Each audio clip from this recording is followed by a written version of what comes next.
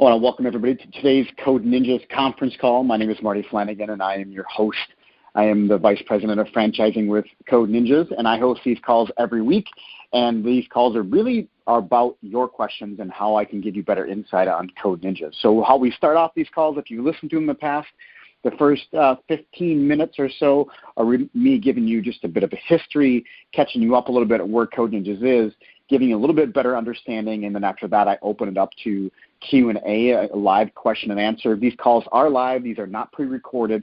I do record these calls and host them on our YouTube channel, but this is a live call. So how I do this is that first 15 minutes, like I mentioned, I run through just a little bit of history with Code Ninjas, and then I open up to a live Q&A. We're able to hit star at that time. It'll virtually raise your hand, and I'll be able to answer any questions you may have on based on what you've read or what you've seen, or what you've heard, and be able to give you some better insight and answer your questions. And if you know these calls, you've listened to them in the past, you know that they could go for a half hour, they could go for an hour and a half, really depending upon your questions. We have, this is for the U.S., this is for Canada, and for the U.K. We have the U.K. we launched about 7 months ago, and things have gone very, very well. We've grown very, very fast in the U.K., just like we did in the U.S. and Canada. So it's pretty exciting. So to kind of start everything off, if you're just joining us, my name is Marty Flanagan, the Vice President of Franchising with Code Ninjas, and I've been hosting these calls every Friday for about 3 years now, and they have the same format. So these first 15 minutes, like I said, I'm just going to catch you up a little bit. Where are we at today? What's happening with Code Ninjas? Why is Code Ninjas exploded in such a way where we're getting 10, 20, 30 inquiries a day just on the franchising side of Code Ninjas, but from entrepreneurs from all over the world? Well, in 2016, in October of 2016, we actually started building Code Ninjas. So by building Code Ninjas, building the infrastructure, why we're going to be a franchise, what that looks like, and then we officially launched in March of 2017. Now, that's also the month we sold our very first franchise location. We opened up our very own first location in March of 2017. Fast forward now to today, we have about 290 franchisees. We have about 550 locations sold in 3 different countries, and we have right now currently 200 locations open. We officially had our 200th location open about a week ago. So it kind of gives you a little bit up to date on where we're at. That all has happened in about 3 years. So it's pretty crazy to think of that growth over the past close to 3 years since we started. It's pretty incredible, pretty validating to receive that kind of feedback and that kind of growth in such a short period of time. Is pretty crazy. And we've been able to take all that data and really be able to help give you some better understanding of what's happening. Having 290 franchisees, 200 locations open, it's a tremendous amount of feedback from the marketplace to allow us to continue to develop Code Ninjas as a business, as an opportunity in different markets from 3 different countries, all different sizes, really to be able to help guide you to a successful Code Ninjas. So how did all this come about? Well, David Graham, the CEO and founder of Code Ninjas, he actually has been a programmer, developer his entire life, entrepreneur for the past 25 years. He actually owned a school that taught adults how to code for many years, actually about 4.5 years in 18 different cities. And he sold that to start Code Ninjas. So he sold that off in 2016, but there was all these questions continue to come in from week after week after week after those 4.5 years. And the questions always were about the younger generation. How do we get the younger generation involved? He kept getting these questions from families, his students, and he continued to do research. And then the more and more research he did, and he looked on the market, he just kept seeing this opportunity because the lack of opportunity was out there for the younger generation to learn. They were either teaching in a very old style, they were teaching something that was very difficult to comprehend. Really, it was only capturing a small percentage of the marketplace. So the availability for the masses to understand this and develop these logic-based thinking skills, critical thinking skills, wasn't there. The opportunity wasn't there. The fun factor was not there. So as time went on, he continued to develop what he saw as the future of teaching kids how to code, and it all hit him as he sat inside of his son's karate class, and he saw the belts on the wall, and he saw that, white through black belt. He saw these 9 different belts, and he's like, that's exactly how you can teach kids how to code. So the idea of Code Ninjas came into full development, and understanding what those 9 belts and what that looked like for kids, that consistent accomplishment. Kids need to stay motivated. They need to be engaged. They need to have fun. Parents need to be able to see what they're learning and these skills to be able to put into practice. And what does that mean? What does that look like? So the motto of kids have fun, parents see results is our focus. And you've probably heard that in the past, kids have fun, parents see results. That is our bedrock. Parents need to be engaged. They need to see the skills and concepts that are being learned and how they apply, how they are used. And obviously our students need to have fun with that. They need to see that as well. We can have the best curriculum in the world, which we believe we do, but if kids are not having fun, they are not going to stay, or it's going to be very difficult to have them stay. So the idea of the belt system was born. Now, obviously, over the past 3 years, we've developed more and more and more programs for our franchisees to work with. We've rebranded that belt program. We call it the Code Ninjas Create program, which we'll talk about more in a minute. So we have the Create program that we use for our students that are 7 to 14 years old. That's the original. That's the founding curriculum that we have. And then we have something called Code Ninjas Junior, which is for 4 to 8 years old. It's a non-reading based program that can be used for obviously the younger generation, special needs, have a lot more involvement there. We also offer camps. Now, camps are done whenever there's not school. So whenever kids are a student, they're not in school, camps are available. We offer 14 different camps currently. When it comes to workshops are going to be shorter because camps are 5 days long, where workshops could be anywhere from 1 to 3 days. And then we also have, in the U.S. and Canada, we have after-school programming. We do birthday parties. We have Parents' Night Out. And then our new program that will be released here in the coming months is our Code Ninjas Pro. The Code Ninjas Pro curriculum is for 12 years and older. So whether going into adulthood, it doesn't matter. That's for 12 years and older. Now, it's a little different of a program, which we're not going to talk a little about today, but that is not where kids are intermixing with adults. It is a mobile-based program. It is something where they come in-house to do labs. So it's a little bit different, and it's not like adults are intermingling with kids. So the core foundation of Code Ninjas, that Code Ninjas Junior, that Code Ninjas Create, our camps, our workshops. In the U.S., we have our after-school program, birthday parties, Parents' Night Out. So plenty of opportunities for families to engage in Code Ninjas. All that came about from the feedback from our franchisees over the past 3 years of seeing different opportunities, whether it's Parent Tech Education Nights, Girls Who Code Night. There's so many unique opportunities with our space that really allow you to reach into your market and pull families in based on their experience, based on their budget, based on their just overall want, need, or desire to have their family or their son or their daughter involved in Code Ninjas to learn this skill set. And it's not about siloing them into a career, saying they're going to be a programmer, they're going to be a developer. We do know that technology is going to be in their future, whether they like it or not. So giving them this understanding to develop these critical thinking skills, problem-solving skills, is pretty critical. And the more and more research that is done by large corporations that talk about this, which there are so many examples from Apple to IBM to Microsoft, that you'll be able to actually read up on that more and more without me telling you about it. You'll be able to see articles that are written by these corporations about how critical this skill set is for the younger generation to learn. So how does that all come about? Why are people choosing Code Ninjas over every other company? Why has there been companies out there for 8 or 9 years that have been franchising and not franchising? And what about doing it themselves? All these different aspects. Why has Code Ninjas just exploded? Why have we surpassed everyone by just not even a little bit, but just really leaps and bounds ahead of everybody? And there's a lot of different reasons. There's so many different reasons, but some of those reasons may not apply to you. Some of them may apply to you. So a lot of this is really a vetting program where you can have insight on what we do. And we want to learn about you too and find out what part of our program fits you really well and why is it important to you. to kind of just dive into this part of the curriculum a little bit, because that's usually the biggest question I get is about the curriculum. And what about the curriculum? Why is it so fantastic? Well, we're just going to go with our CREATE program, which is our core, which is our foundation, to dive into a little bit. And if you've heard these calls in the past, you've probably heard this before, but I go over it every single time on the call to give you this idea of what we do so you kind of understand our foundation. That Code Ninjas CREATE program, that's that belt. We used to call it our belt program.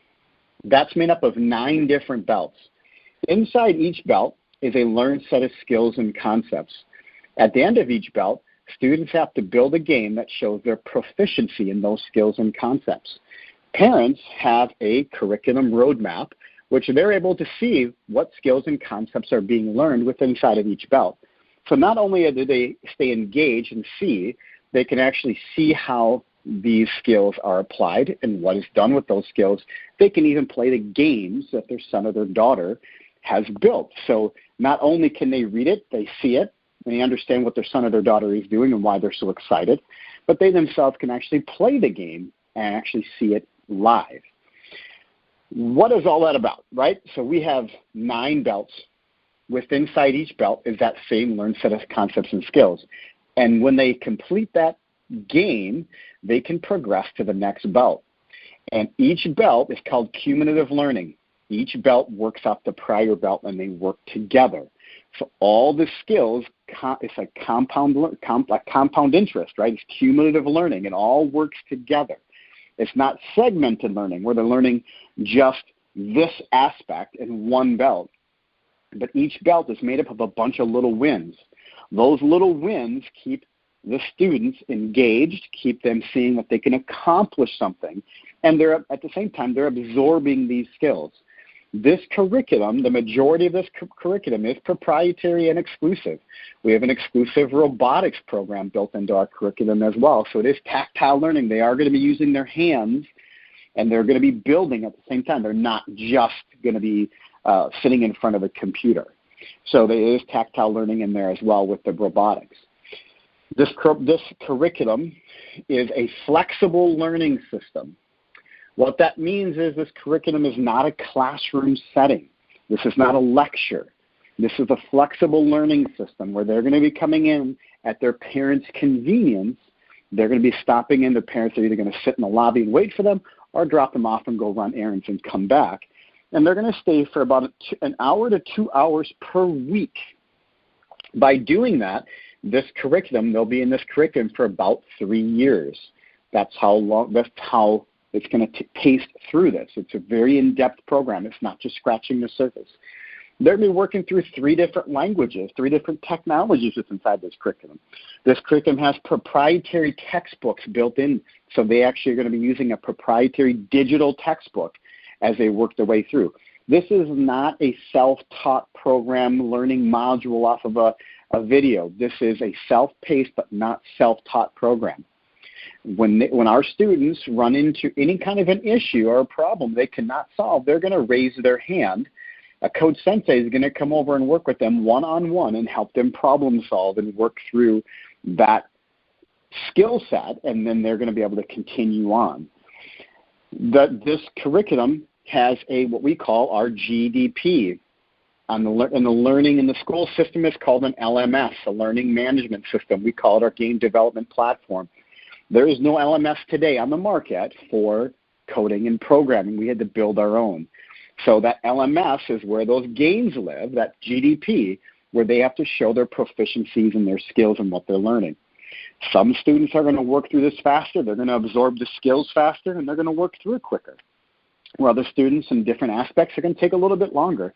It depends on their engagement, when they're there. It depends on just their learning ability.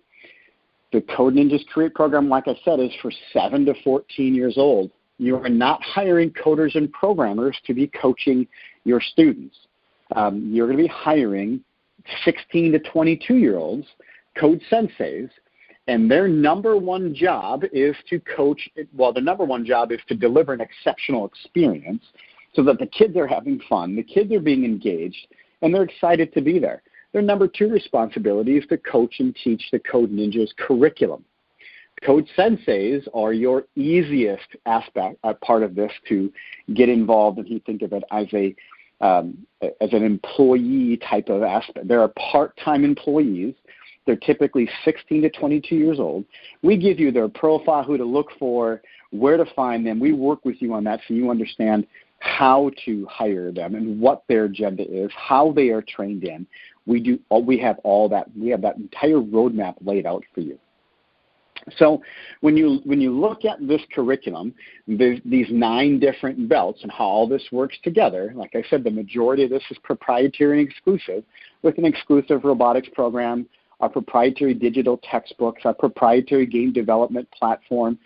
We have 15 curriculum developers on staff that are working on this curriculum on a regular basis. So it is, when it comes to when it comes to saying it's updated, it's really about sharpening everything that we do through this to keep kids having fun, keep them engaged. We tell everybody the same thing: it's complete but never finished.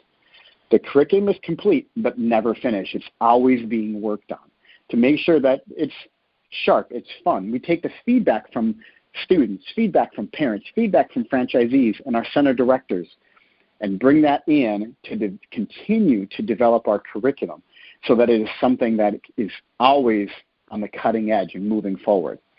When it comes to what we focus on, it's not about the language, but it's about the skill set behind that, which we focus on: the problem solving, critical thinking, problem identification, collaboration, time management, leadership. We're focusing on those behind-the-scenes skills more than anything else, so that when students get older, they can choose their language as they go out there into the workforce, whether it's Python or they want to do, we focus on JavaScript. We have Lua, and we use also C#. So they're having, within that 3 years, they're learning the syntax, not just cutting and pasting. They're actually learning clicking and dragging. It is actually learning the syntax and working through that. So they're not just out there with clicking and dragging and cutting and pasting. They're actually writing it in. For an example, in belt number 2, they're typing in close to 1,000 lines of code in just belt number 2. So they're really learning to navigate that keyboard, XY axis. They're really digging in and learning more about how all this works, what it looks like, and giving themselves a better understanding as they work through the curriculum. So this gives you some insight on that curriculum, on just to create curriculum. When it comes to camps, like I mentioned earlier, we have 14 different camps.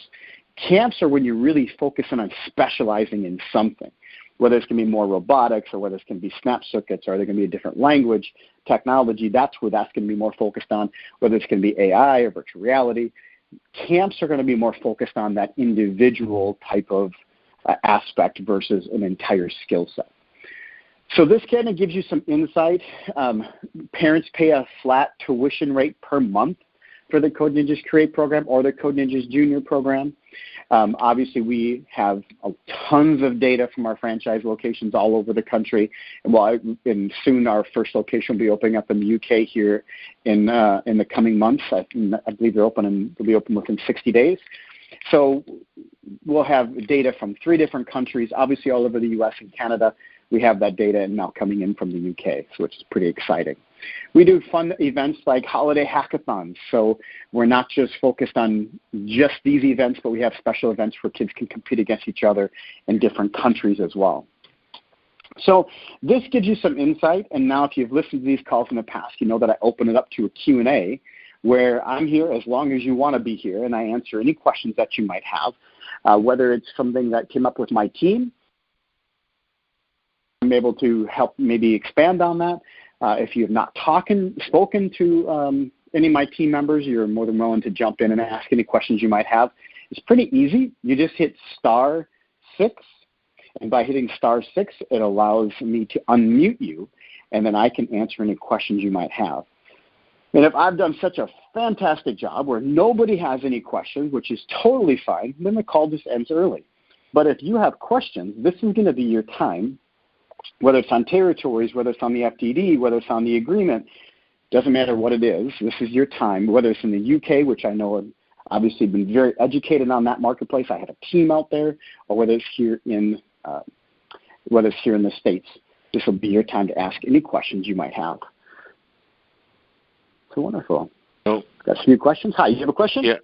Yes, I have a question. And so I don't know if this has already been said. I came in on the call a little late, but I have some questions about the financial aspects of things and some of the requirements for as far as space and buildings and that sort of thing. Is there any kind of initial investment? If I can, go ask any questions you like, and then if I can't answer it, I'll let you know. Oh, okay. So initially, like the initial investment, I thought I saw something about having a $30,000 initial investment or something like that.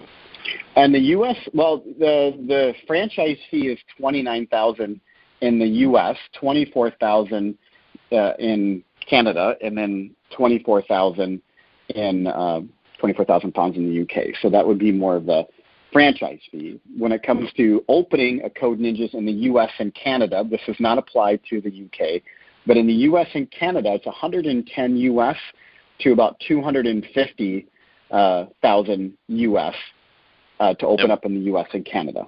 Okay, and what does that include? Does that include getting the space and is there like a rental space that you would help us find, or yes, just like new construction? That's total turnkey. Yeah, that would be total turnkey. That's every aspect of opening your Code Ninjas. So that's everything. That's total turnkey business. That's your pre-marketing, that's your signage, that's your build-out, that's your franchise fee for an 1,800 square foot space. Okay. And what's the average gross, or what's the average margin in the first year? So anything when it comes to financials, the only thing I can touch on is what's in our franchise disclosure document and the item 19. And being this is a public call, I'm only able to go over those numbers individually. So when it comes to working with my team, they'll discuss with you the item 19 and the numbers that are in there. The only revenue numbers we can discuss. We can talk more about cost of doing business, retention. For example, our retention levels right now are about 8% of our Create program on average of 200 centers being open. That's pretty incredible. When it comes to the actual financial performance, it's in the item 19 inside the franchise disclosure document that we can chat on. Okay. All right. No, that's helpful though. Even just to know that broad number. How long have you guys been? I'm sorry, just one more question. Sure. How long have you guys been in business? March of 2020 will be 3 years that our first center has been open. Oh, okay. All right. Well, thanks a lot. All right. Thank you. Mm-hmm.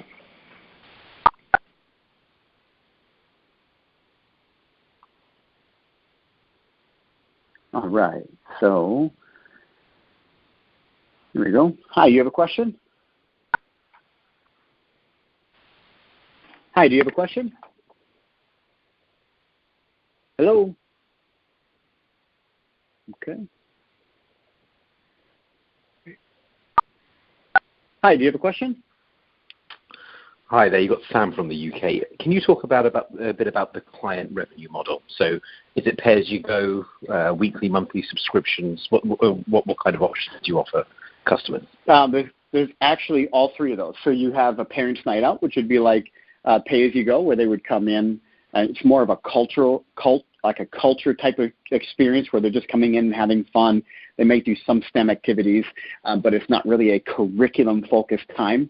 And that'll be just it's called Parents' Night Out, which is really just kind of exposing them to the atmosphere a little bit. It's not really, like I said, a curriculum-focused. When it comes to the Code Ninjas Create program, and the junior program, that is a monthly tuition-based program. So parents are going to pay a monthly tuition amount for their participation. So they can choose 1 hour a week, 2 hours a week, or up to 3 hours a week. And they're going to choose their participation, and then they're going to pay that monthly tuition for that time. So whatever if they're choosing like 2 hours per week, they would pay the 2 hour per week tuition rate per month. So they would have access for 2 hours per week.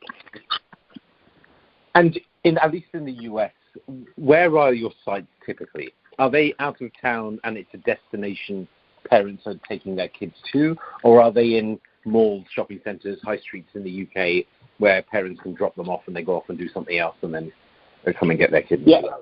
Yeah, we don't have to be off High Street, right? We know that High Street, your rents can, your business rates and your rents can go through the roof just by being off of High Street. So when it comes to the UK, we want to, or the US even, we want to make sure it's about convenience. It's not always about being off the busiest part of town. It's about convenience for the parents.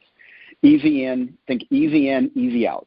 If they want to come in, and you're going to notice this in the UK just like in the US and Canada, for the first little while, they're going to want to be there until trust is built. And after trust is built, they're going to drop their son or their daughter, and then they're going to go. So it really is about, let's look at your market. We have 13 locations sold. We have another, I think, 10 locations that are just right on the final part of the paperwork for the UK. And we have one of them that's off a high street. The rest are going to be in a more convenient location for parents to drop their son or their daughter off, and depending where you're going to be at, also in the UK.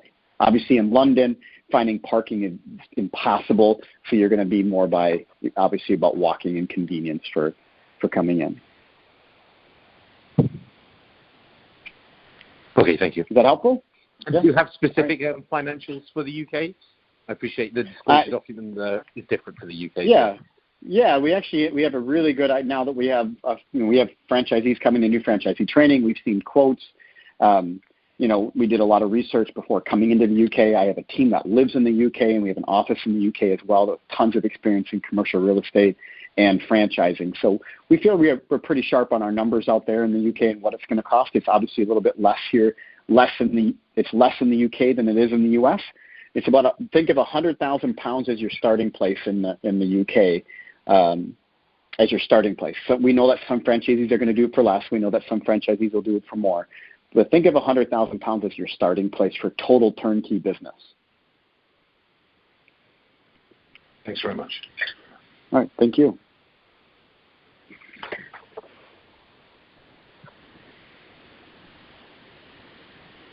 Hi, you have a question? Hi, I have a question. Just want to know what kind of working capital is required for Canada, and what kind of support do you provide, the ongoing support to franchisees? Well, when it comes to working capital, first we want to make sure we take a better look at what your cost of business is going to be, where you're going to be at. So there's a lot of unanswered questions there in terms of working capital. We tell everybody, think of 3 to 6 months of working capital, and that 3 to 6 months should be your minimum, but we don't know what that number is until we get a better idea of what we call your BOE, your base operating expense, is going to be. When it comes to support, we are a full support franchise, so this is about supporting you long term. So we have obviously our support system, our support structure. We have support specialists. We're here to help you out through your day-to-day operations, your compliance, all your marketing. We have not only that, we have internal resources from podcasts to videos to newsletters to conference calls. We have an entire platform that our franchisees use as well so that they can support one another. Peer-to-peer support is very effective. So not only do we have our entire franchise support structure, we also have a platform where you as a franchisee can connect and communicate with other franchisees and be able to work with them for best practices. We have a best practice book. We have our conferences. So we try to contribute as much as possible. Support is a living, breathing monster. So it is always going to be changing and developing and becoming more what the franchisees need and want based on how they're learning and their daily practices. But it's ongoing. It's not just setting you up and leaving you be. It's an ongoing program. Sorry, just one more question, please. So how about the location selection? So is it like a mutual process, or do you already have some locations selected which you allocate to the franchisees? Well, we work with you individually on that. So every location goes through, every territory request goes through a vetting process based off the area size. We have our territories already set in terms of what they should look like. We have our parameters. And then where you go with that, it all depends on what's viable, what's available. So we work with you closely on that based on your market. Where do you want to be? What does it look like? Is it viable? Is it available? if it's questionable, how does that look and compare to the other 550 locations that we have sold, 200 locations open?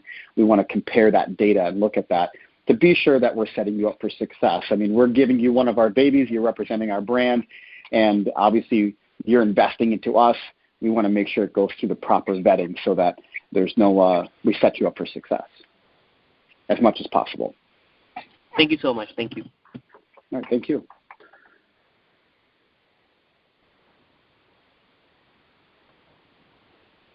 Wonderful. Hi, you have a question? Yeah, hi. I just wanted to know the list of locations that are available in UK, if you have already some kind of a list somewhere online or somewhere. Yeah, on our website, it actually will show the UK locations that are currently sold and opening, and then the others that are right now in the final stage of their paperwork. You're not going to see those online until they're officially signed. But we have an entire internal process of how we work with different locations, and the UK in general has about an opportunity for about 200, 250 locations as a whole throughout the entire UK market. Okay, so I assume there are still locations available in London, right? Or I can go and check it online. Yep, but I also work with our team. I work with our team. You're either going to work with Diane VC or myself, and we'll work with you one-on-one to explore different opportunities and depending where you want to be. Sorry, one quick question there. So you mentioned that £24,000 is the initial investment. Is that for? That's not a turnkey franchise investment, though, right? No, it was £100,000. The £100,000 was your total turnkey operational for operations. It could be less than that, it could be more than that, depending on the size of your location, depending on the fit-out costs, how old is the building. There's a lot of different factors that can come into play there. All right. Okay. Thank you. Awesome. Thank you.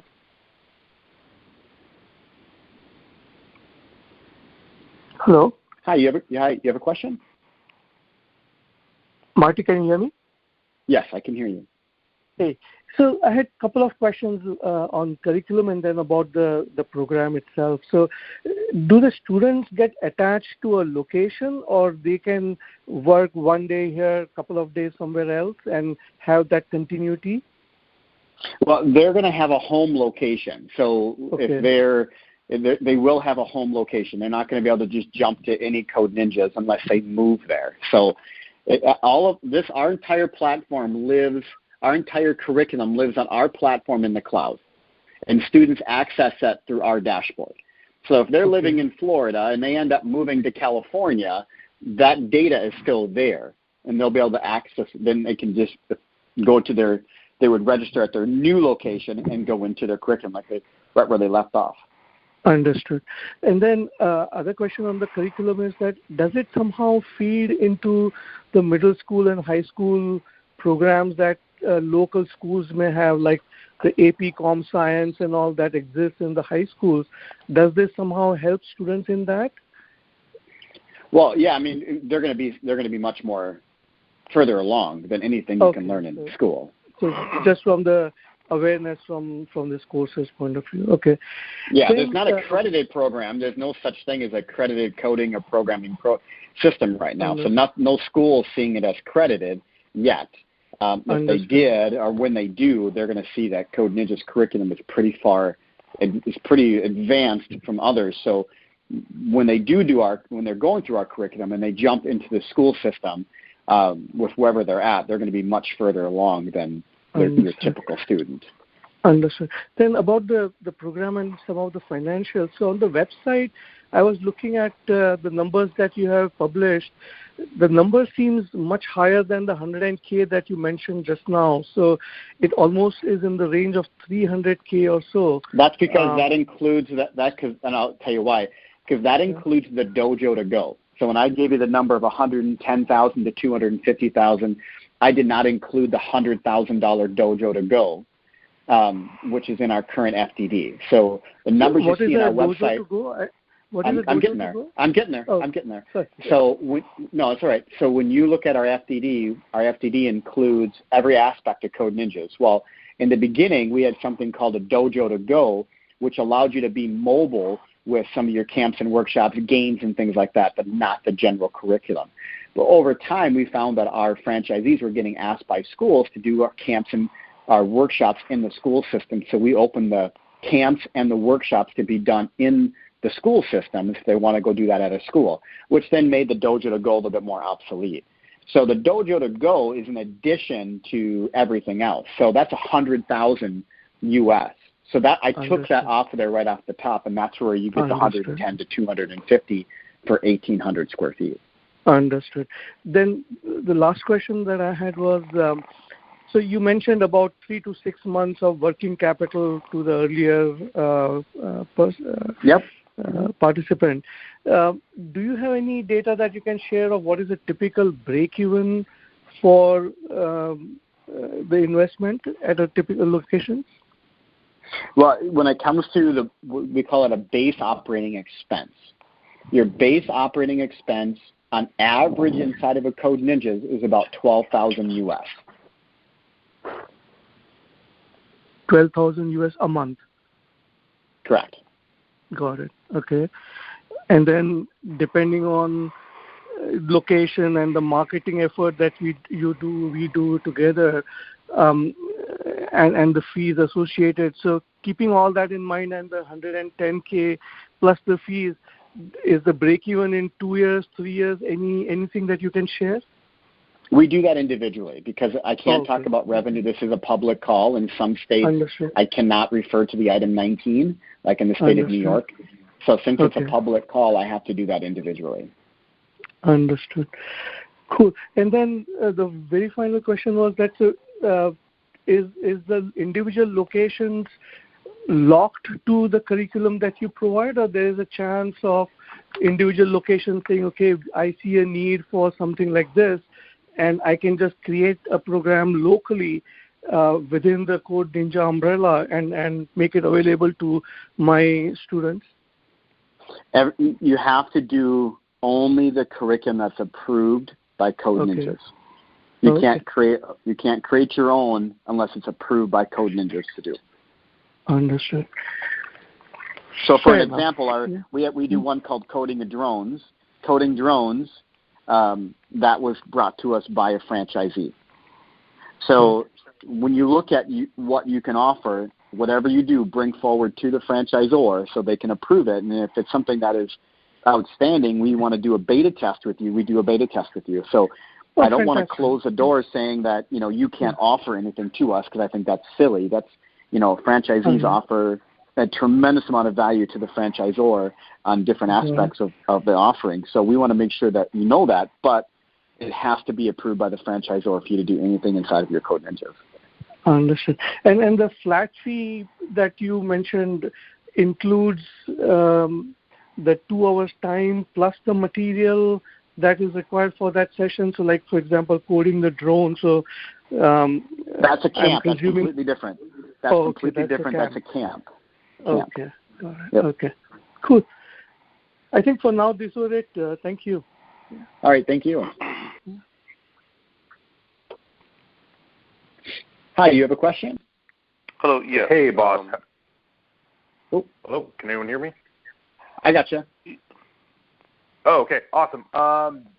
So just for clarification, the locations that are listed on your website that state coming soon, is that does that mean that location has already been scooped up by a franchisee?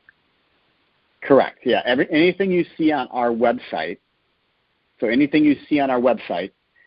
is a signed franchise agreement, paid for franchise agreement, and has a timeline to open. Okay. Thank you for the clarification. And then I guess I'll have to speak one-on-one with somebody regarding my other questions, as I think they've already been tried to be asked already. That's all I got for you, my friend. All right. Thank you. Thanks a lot.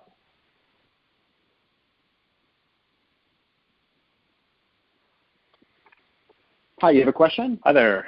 I do. Got 3 questions for you. Okay. First question pertains to some of those, you were talking about the camps and those being separate. Are those included? So if someone's doing a monthly thing where they're coming in for those classes, do you charge them separately for those camps? Like if we brought in a coding drones, then that's an additional fee to that student? Correct. Yes, that's additional. Okay. Yeah, because the monthly tuition program is just paying for the monthly tuition program. Any camps, workshops, parents' night out, anything that's additional. Okay. Next question is around territory. What type of geographic territory do you get with a franchise?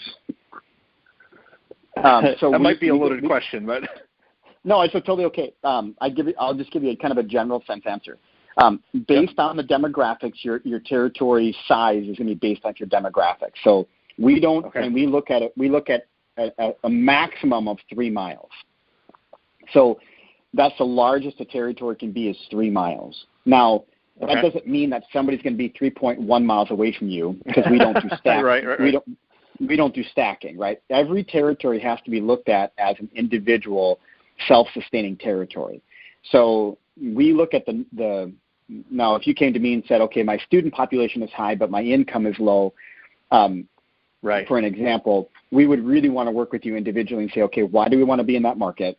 Who are you as a franchisee? Why can you make it work? What data do we have that can support giving you some insight on other markets that are similar to yours? What is their overhead? What are they paying? What are they charging? So we have that data now, with some of our locations that are opened up in lower income areas. When I say lower income, I'm saying 40, 50,000 US.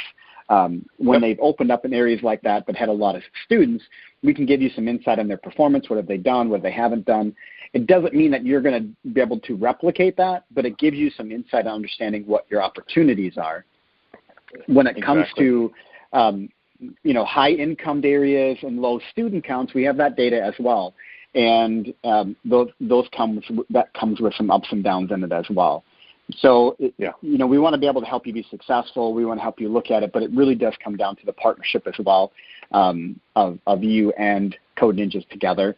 We don't want you to be in a situation to where, you end opening and we knew something you didn't know. And we don't share that. That's not cool. So that's not fair to you, and it's certainly not fair to the franchisee. So I get that. No. So we want to make sure that as we go through this, that we can give you as much insight as possible without giving away a certain location, and even connecting you with that owner. So if you showed me an area that had, that was outside of what we normally do, and there's another one out there somewhere, I want to connect you with that owner so that whether it's the size of the location, whether it's going to be the actual demographics, I'd want to connect you with that owner so you could ask questions to them directly as well. Perfect. Good.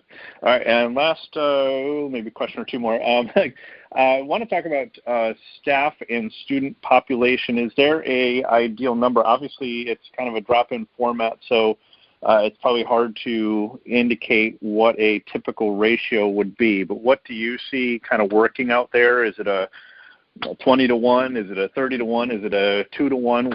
What's kind of the typical ratio for the employees versus the students? Well, 8-to-1 is your ideal setup because it is pretty individualized. They're not learning in a classroom setting. It's a flexible learning system. So 8-to-1 is a good rule of thumb to have. Some franchisees like to do even, if they have a really good code sensei, they're going to be at 10-to-1. If others maybe want a more personal environment, they may be at 6-to-1. But 8-to-1 seems from what our 200 locations open, is a really good rule of thumb to follow. That seems to be the number. Good. Glad we have that data. That's I'm an instructor as it is, doing software instruction, so I'm always kind of curious what the norm is out there, because my classes can range from 16-to-1 to 2-to-1. So, and I can tell you, we tried using adult coders and programmers, and it was a disaster. So in the beginning, because we have such a large network, because David owned a school that taught adults how to code, we have a huge network of adult coders and programmers, and bringing them in was a disaster. It did not work. No kidding. Okay. Yeah, dropped to 16 to 22 years old. Kids were I mean, they loved being the kid. You know, that was a whole different experience. And I'm not saying all coders and programmers aren't good teachers. Nope, I got you. Actually, but they're just maybe not the best to work with kids. Let me ask a follow-on question to that, because I know that you do have a training program for these individuals, correct? Yeah. Okay. Is that on-site or is that online? How does that work? All online. It's all online. Okay, great. Yeah, because their number one responsibility is to deliver an exceptional experience. The number two responsibility is for them to coach and teach the Code Ninjas curriculum. They're not doing the entire curriculum. They're only doing the curriculum up to where you have students. So when you open your doors for business, you train your Code Senseis on the first two belts, which would probably take them about 2 weeks to do, because their cognitive ability is much higher than a 7-year-old. You know, you're set for 6 months. They're not doing all of the curriculum that you're paying them to do things that they're not going to be coaching and teaching. It's a waste. Right. We don't want to do that. We want to focus on what applies to their day-to-day. Okay, good. I think that answers most of my questions. I've got an upcoming session later in January, so I'll ask more financially specific questions at that point. Wonderful. All right. Thank you for your time. Great. Thank you. Thank you. Hi, you have a question? Hi, yes. I had a question about the school aspect of it. So in my market, it's very expensive to start a new location. I was wondering, in a school, what would be the process for setting up this in a school or multiple schools? You can't set it up, but you cannot set up a Code Ninjas inside of a school. You have to have a physical location, and you can take the camp and workshop curriculum. You can do those in schools, but you cannot. You have to have a physical location separately, yes. But you have to also then physically bring your people and your equipment to the school. For camps and workshops, not the general. The number one revenue producing stream inside of your Code Ninjas is not what you take out into the market. That's only inside your Code Ninjas. Got it. The camps and the workshops you can take into the school system. If they want you to come out and do that, you can do that. Otherwise, you offer those inside your center. So is it possible to start with a camp and a workshop and then to build the site out? No, I'm sorry. You have to have a physical location first. Okay. All right. Thank you. Okay. Thank you.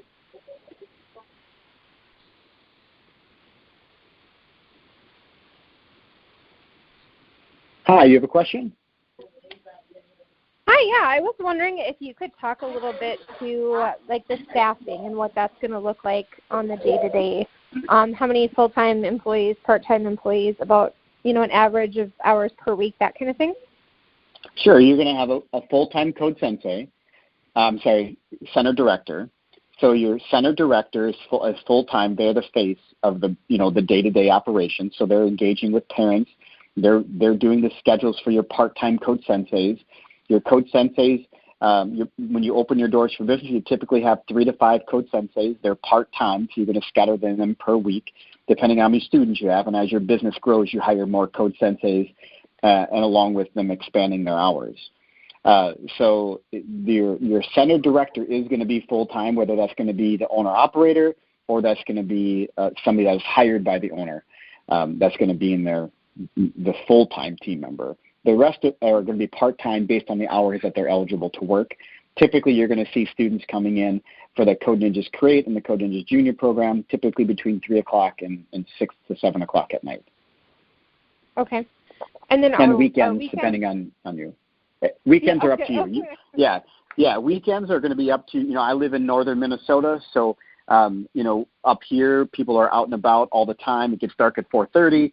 It's not light until, 7:30, so people are out and about all the time at night and going around. I was picking my daughter up at 9 o'clock at theater. It's kind of common up here to be out and about later. We're down south, our corporate office is in Houston, Texas, and down south, they're shutting down at 7 o'clock at night, and kids are done doing things. So it's just, you go by your region, go by your state, go by your community, and adapt to that. We give you suggestions and give you ideas, but bottom line, it comes down to you just kind of doing it for your community and what's best for your area and the demand. Okay. And then as a follow-up, so you're a full-time director. What does their day-to-day look like? We have an entire agenda for them. So they have an entire daily plan or checklist that they go through. Okay.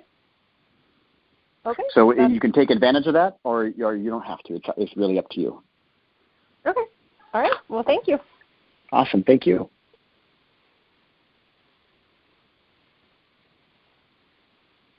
Hi, you have a question? Hi. Yes, please. Hello. Can you hear me? Yep, I got you loud and clear. Yeah, related to criteria of demographic, location, eligibility, how soon we can find out what is availability? Is that something individual need to work on, or something you can discuss on? You would work with one of my team members. So you should have heard from one of my team members, either Jeff Thames or Mike Rodriguez. If you have not heard from one of my team members, you need to email me, Marty, at codeninjas.com, and I'll be able to help you with getting you connected. But you would work with one of my team members individually. Thank you, then. I will reach out to you individually. All right. Thank you. All right. Hi, you have a question? Hello, do you have a question? No? Okay, we'll keep going. Sorry for that. Hi, you have a question? Can you hear me? Yes, loud and clear. Yes, just wanted to get a sense of a bit more about the operation. So, what's typically, I guess, a business hours for your stores, physical places? Well, you're going to go. I did touch on this a little bit earlier. When it comes to students coming in, it's going to be depending on your market because you've got flexibility with your hours. Your center director does have quite a bit to do, so they can't just come in at 3 o'clock when students start coming in. I mean, they're going to have, they're going to be marketing your business. They're going to be calling back parents and emailing and making sure code senseis are going to be there, make sure the center is clean and organized and structured and ready to go for the day. There's follow-up to do with current students and action plans. So there's that daily agenda that's going to be there, but it's going to depend upon the center director. It's going to depend upon the owner, the hours that the center is going to be open, your code senseis. There's a couple of deciding factors in there, but really what it points to more than anything is flexibility. We give you the flexibility on your hours. We don't require you to be open at 9 o'clock in the morning to 9 o'clock at night or anything like that. Okay. All right. Again, on the operation, in a typical size place, I guess 1,800 square foot or something like that. What's the number of students or enrollees I can expect that location would support? Basically, let's say it that way. So there's a couple of things. I'm not really sure the intent of the question, but if the intent is to kind of for the financial data, I can't go over anything that's not in my item 19. When it comes to an 1,800 square foot space, you would have easily 30 to 35 seats in there pretty easily, and 30 to 35 seats would be able to easily handle 5 students per seat. That doesn't mean that's what you're going to have. That just tells you what your capacity can be in terms of your center. So 1,800 square feet, I've seen an 1,800 square feet space have 40 seats in it. And I've seen an 1,800 square foot space have 30 seats in it. The 1,800 square feet, the dojos are the same size, but if there's a pylon there in the middle, or if they didn't want as many seats in there, the fire code where the doors were at could have changed some things as well. But typically you're going to see 35 seats pretty easily in 1,800 square feet, maybe even 40 or more, depending on the space itself. But, and every seat has a value of 5 students. And again, it doesn't mean that's how many you're going to have, but you can use that as a general guide of, okay, if it's 5 students per seat as a value and I have 40 seats, it gives me X number of students that I have opportunity to gain in that center before I would have a crowding problem. Okay, understood.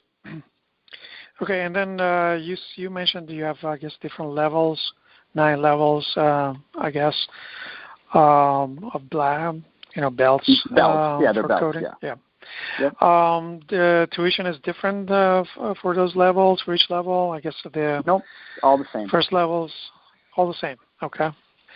And for U.S., what would be like a typical tuition? I guess, or the tuition is set for across the country, or is it something? No, we let our location?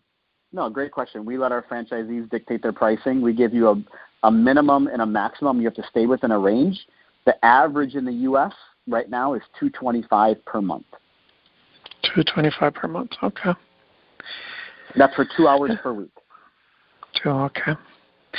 And you said it's about 3 years to finish the levels for a student. Yep, about 3 years is average. That's what the pacing shows us. About 3 years to complete the program, and that's on the Create program, not including the Pro. We're not talking about the Pro. We're not talking about the Junior. Just the Code Ninjas Create. Okay, understood. Do you provide training for the staff, like the center director or the code sensors, as to how to? Yeah. So the code senseis would use. They're teaching and coaching the Code Ninjas curriculum, so they're going to use that material. When it comes to center director, there's many different aspects of what they need to be doing. We do give job descriptions, daily agendas. Obviously, we have plenty of calls that we do, and newsletters that we have, and podcasts that we do that they can learn from as well. Okay.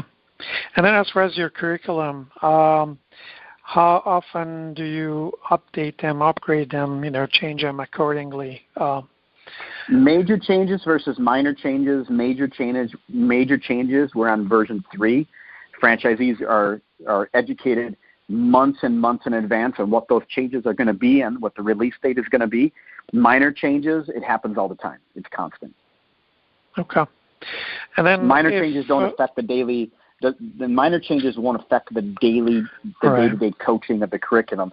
Major changes aren't going to necessarily affect what they need to be, what the Code Sensei would have to relearn. It's maybe just be a different direction, maybe a new game, maybe a new project, something that adds a little bit more fun into the mix. And that comes from 90% of that is going to come from the feedback from franchisees. Okay. I guess my last question is, have you tracked to see, the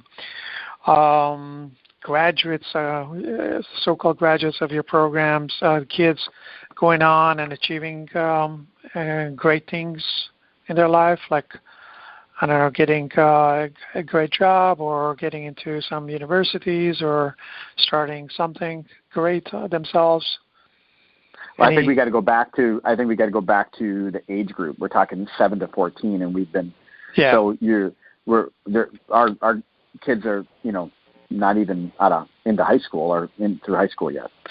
Okay, so even 14-year-old, do you have like any history as to how their performance in school was improved? As soon as there's a history there, we definitely are going to be tracking it. Okay. We have constant feedback from parents that we use, but we don't track like did their grades go up, did their grades go down. We haven't done anything like that. This is we haven't done anything to track their actual grades. It's more about the skills that they've learned, because at the end of our program, that black belt, they're building a game that's being released to the marketplace, and that's the tracking we really want to pay attention to is their actual creation and how that is, what the impact that's been. Okay. I think you touched on this in your opening, in your introduction, but I guess how you separate Code Ninjas, what separates Code Ninjas from other competitors out there? Are there few already in the U.S., for example? So what would you say is a differentiator? Well, I think really the honestly is I'd want to have a better. If I just make a general statement, it's not fair to the competition. So I'd really want to look at your market, where you're at, what's there, and then help you get a better understanding. Code Ninjas is not meant for everybody, right? So we really have to look at you as an individual and say, okay, What are you looking at? What do you want to do? Are we right for you compared to what other opportunities are out there? I have referred some people to the competition because they weren't a good fit for us. I'm not afraid of doing that. I mean, there's a lot of good people out there. Their programs are just different than what we offer, and our growth in terms of what we've accomplished with Code Ninjas is pretty incredible. That doesn't mean that we're meant for everybody. So I really would want to break that down with you and determine, okay, what's the best option for you based on what you're looking to accomplish with Code Ninjas. If somebody's looking to do Code Ninjas as just a financial investment and that's all they care about, we're probably not the right company for you. This is investing into the younger generation's lives. This is about investing into communities, and we want to make sure that this isn't just some turn and burn investment for somebody. We've turned people down for that. And it's just not a good fit for what we're trying to accomplish. We're an experiential-based franchise, so it's a little bit different than I just want some kind of side hustle to do. Okay. We have another franchise for that. If somebody wants a high side hustle, we have a whole other deal we can offer people for something like that. So. Okay. I appreciate your answer. Yeah, no problem. Thank you. All right, thank you. All right, keep going. I have plenty of caffeine in me, so let's keep rolling. Hi, you have a question? Hi, Marty. Just a question, I guess, to build on the curriculum. I'm getting close to signing the franchise agreement, and I've been reading a lot of the reviews online. So a lot of the reviews are very favorable from the parents. However, from the sensei side, on the Glassdoor and Indeed, they've left, a lot of negative reviews on the curriculum. So that may be in terms of code bugs or just, some are saying the curriculum after the first two belts is really very straight JavaScript or difficult or copy and paste of code. So, the real product to me is the curriculum and the teachers, right? That's what we're offering the community. So just kind of curious how often you guys do updates to the curriculum and, what your views are on enhancing that experience kind of past the first two belts. Yeah, so I've touched on this question, I think, 2 or 3 times during the call today. So I'll just kind of rehash that. But one thing you got to look at, too, is I know about those reviews. Look at the dates of those reviews and look at look if that person was fired or did they resign. So when you look at reviews, you have to kind of take it in context of what version was that what they were teaching. Because if they were on board 2 years ago, of course they're going to say that because it was a different version and it was updated twice since then. So you really have to take it in context of that individual, where they were at. Did they get fired? Did they not like their owner? How long ago the curriculum did they teach? Is it one that's saying that, or is it multiple are saying that? What's the common theme in there? When it comes to the curriculum, like I mentioned earlier, we have 15 curriculum developers on staff. We have the vice president or president of education as well. So the curriculum itself has gone through 3 major changes since the beginning. Those changes have been announced to our franchisees months in advance, so they're very well aware of what's coming. And minor changes happen on a regular basis. So when you look at overall experience, like I mentioned earlier, about 90% of the changes that came from the last change came from feedback from the franchisees. So our franchisees will give us their feedback based on the students, based on the parents, based on the code senseis, and that experience, those changes are what this last version released what came from. Right. And I think a lot of their reviews are very current, but I'm thinking a lot about staffing, right? And, I'm an engineer as well and a product manager. So I think, like you were mentioning, developers are probably going to be the most critical of the curriculum. So, I was originally told, computer science engineering students would be good to hire for this, but I'm actually thinking now people who have more of a passion for teaching may be better, right? And so I think it's just a combination. If you look at our 200 locations that are open, our code senseis are typically 16 to 22 years old. Right. And they're not software engineers or anything, but this feeds their future. So they're typically kids that have in the UK, it'd be considered an ICT background. Obviously, in the US and Canada, it's computer science, robotics background. Those are typically your best code senses. Okay, but they do need the added element, right? Because teaching children is very stressful.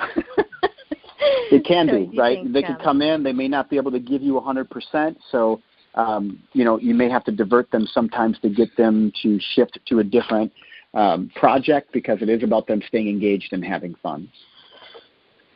Right.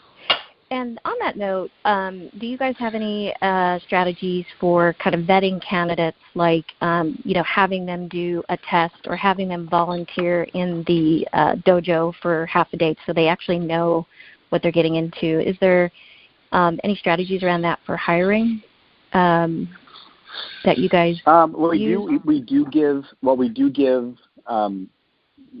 give you an agenda, and I've always suggested observation time, where they are able to come in for that 1 day or 2 days and observe, and just be in the overall environment. Right. Okay. All right. So that there's no legal issues with that if they're coming in to observe. Not if they're coming in to observe. No. Okay, that's good to know. All right. All right. All right. Thank you. All right. Thank you.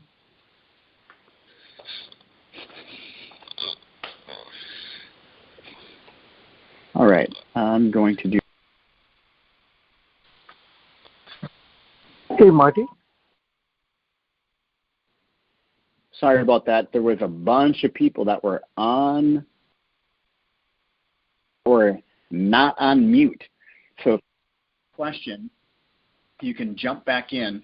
You can jump back in and do *6, and then it'll unmute you. There was a lot of people that were that weren't muted. So if you do have a question, please jump back on and hit *6, and I'll be able to unmute you and get to your question. Sorry about that. Hi, you have a question? Yes, I have a question. Can you hear me? Yes, I got you loud and clear. Okay. I was like the first question, and I had to get on a different phone, so I think I may have missed some of the answers, but I think I heard some. Just quickly, just about the market, target market. I think I heard you say something about high income areas and high student areas. Is that typically the only market? No. Target? No, I was just giving examples. So when it comes to your actual territory, I would say let's work with one of my team members. Let's look closely at your market and see what makes the most sense. Yeah, and then so the rates may change based upon the market, possibly. Like if there's, if I can find real estate for less and my overhead is less, then I can charge accordingly. Yes, so we would work with you. We want to make sure your overhead is in check with your market. So we do work with you on your cost of business to make sure that it all falls in line. Okay, yeah. And then, so as far as I heard you say to talk to an individual person. I didn't say anything. I haven't had an opportunity to do that. Is there a way? You should. If you have not received a communication from one of my team members, just email me, Marty, MARTY, @codeninjas.com, and I'll make sure that I get you connected. Do you guys have one last question? Do you guys have any inside financing available, or? We work with actually two of the largest financial broker firms in the world of franchising. So we have preferred vendors and they're financial brokers. We personally don't have funding that we do. We have never done that. We only use financial brokers that work with franchisees and banks all over the U.S. and Canada. Okay. And when I talk with someone, they can explain that to me a little bit more? Oh, yeah. We have contacts for you and everything. Yep. Okay. Okay. All right. Thanks a lot. Awesome. Thank you.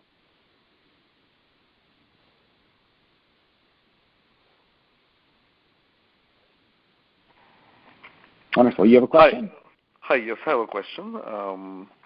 And I had to exit for a few minutes, and I got back, and I do not know if this question was answered.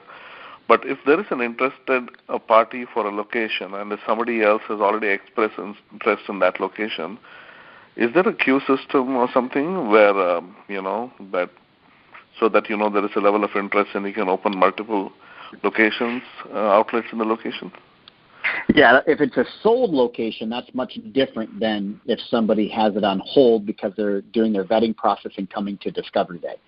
So it really just comes down to is it a sold area, or because anything that's on our website is a sold and paid for location. So if it's not on the website and you've been talking to my team member and somebody else, just work with one of the individual on my team that you've been working with, and they'll explain to you the process and how it works if somebody has something on hold and giving a timeline to move forward or to not move forward. They can explain that to you. So here at Code Ninjas, we want to take away the anxiety of you having to think somebody's going to buy your market up from underneath you. So by meeting a certain couple criteria, we don't ask you to have any kind of financial investment. We ask you to more for a time investment. And when it comes to that, we have a process that we do internally that allows you to hold the market for a certain amount of time while you're doing your due diligence with us. But it can't be forever. It's got to be a certain amount of time. We give you that time limit. Yeah, I think that helps. And just one more follow-on question. I live in the Bay Area, San Francisco Bay Area, and based upon what I heard on the call, plus whatever little market research I have done on this model, there are locations where you currently have, or there are cities where you have only one location or one facility, and I do know there will be acute interest if you open a second and third one just because of the density of population that may have interest in signing up students. How does the 3-mile radius work in that case? Well, obviously in the Bay Area, you're probably not going to have a 3-mile radius depending on the density. So I would strongly suggest you work with my team to look at what market, what area, where is it at, what's available, and where you can go. We make it crystal clear. We even do screen shares so you actually can see where you can go and look at where it can be at and the numbers itself. We want you to have a very clear picture of what's available for you. So please make sure you reach out. If you haven't reached out, if some on my team hasn't reached out to you, make sure you send me an email. But they'll work with you to help give you a better understanding of where you can go. I've built Code Ninjas from day one. I've made it crystal clear on the expectations of where we can go and what we can do so we don't cannibalize ourselves. And my team is very, very, very well aware of what they can and cannot do. Got it. And is that predicated on obtaining approvals from facilities already established in a particular city? Well, yeah, territories have to be approved by myself, so they'll run it by me. And as opposed to the other franchise owners who might have opened a location already prior to the new one. Well, franchisees don't approve locations or give their feedback. It's based off of, we have internal and external matrices that we use. Got it. Thank you much. Those were my questions. Okay. Awesome. Thank you.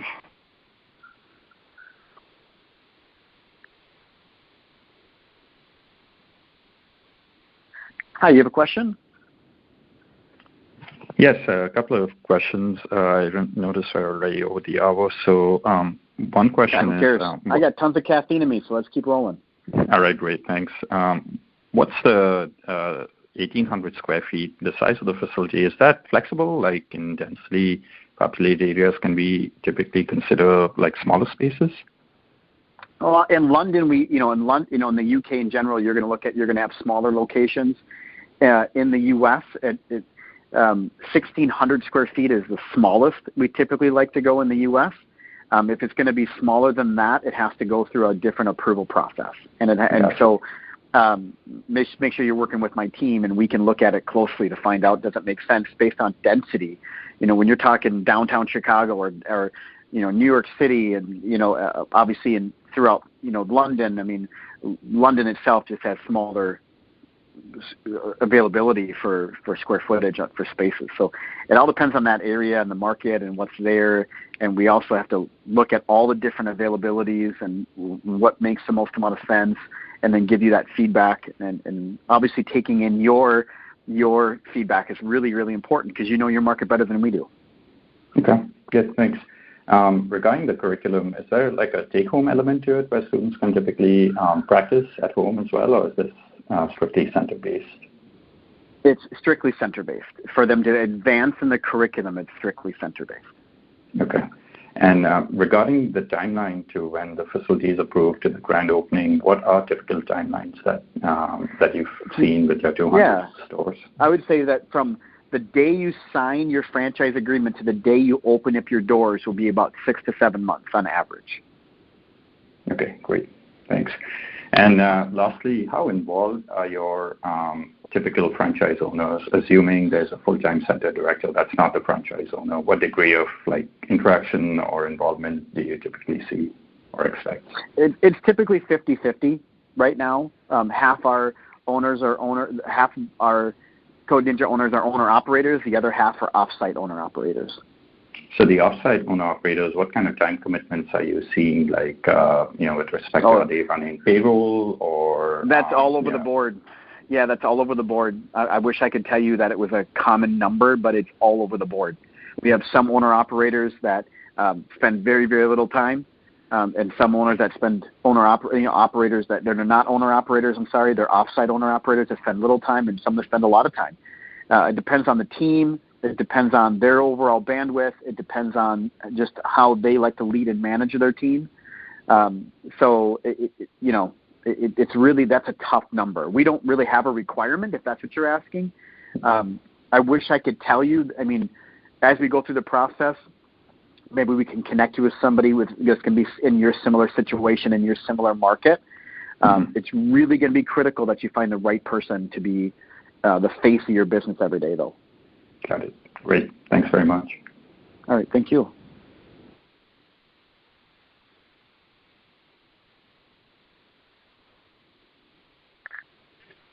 Hi, you have a question? Hey, yes. Yes. So actually, one of the previous callers did ask that partially about the financing, and you mentioned about the financial brokers, but I'll ask the question I had.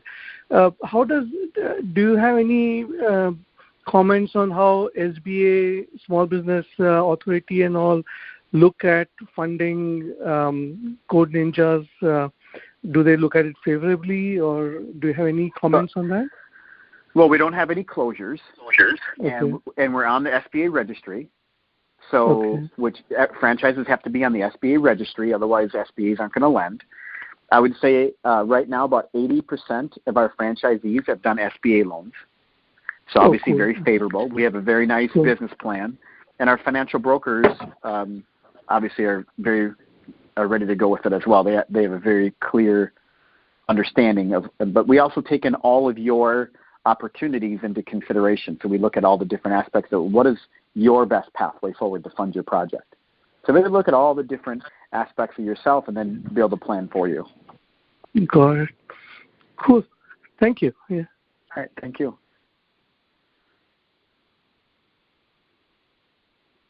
All right. Last question. Hi, you have a question? Hi. Hi. Yes, I do. Okay, from start to finish, what's the approximate timeline, like from construction until like opening day? Your construction period is probably going to be about 90 days. Could be less, but think 90 days. From the day you sign your lease to the day you open your doors for business is about 90 days. And like for the hiring process, does that involve during the construction as well, or and like what do you usually target for the hiring process, and do we do like verification of the staff, because they we actually and we also give you a 12-week pre-opening marketing roadmap to follow. So you're going to know what to do when, and yes, we do have background checks that, and as I said, as a owner, you're required to go through, and we have all those the background check company all in place. Some obviously Code Senseis may not even be able to have a background check because it could be under 18, so they may not have a record out there.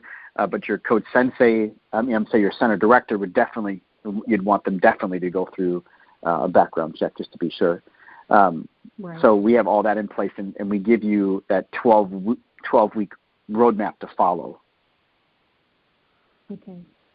And with the growth, like for example, like the curriculum, is it like the year round, or is there some seasonal? Because during the 10 months, that's the school year for most of the kids, and then there's the summer one, or some of the breaks. Do you have like a special program for those, at least to target those markets and get them to try out the program? Yeah, like I mentioned earlier, we have our camp curriculum, our camp-based curriculum, which would be done whenever there's not school. And there's 14 different camps that we offer. So, for example, if I'm a kid and then I attended this program this year, will I have a different kind of program for next year, or because if I've done it already, they might not be interested in doing the same thing again. How do we go about keeping that interest for if they want to come back and learn more? Well, we don't have terms or years or anything like that. We do. So our ongoing curriculum lasts 3 years for the Code Ninjas Create program. They don't just come for a certain term and then come back again for a later term. They would just pick right up where they left off, and they would continue to work their way through their curriculum. Camps-wise, there's 14 different camps, and they would be choosing the camps that they would come to. So if they came to a camp that they've already done, that's because they're choosing to do it again. Okay. All right.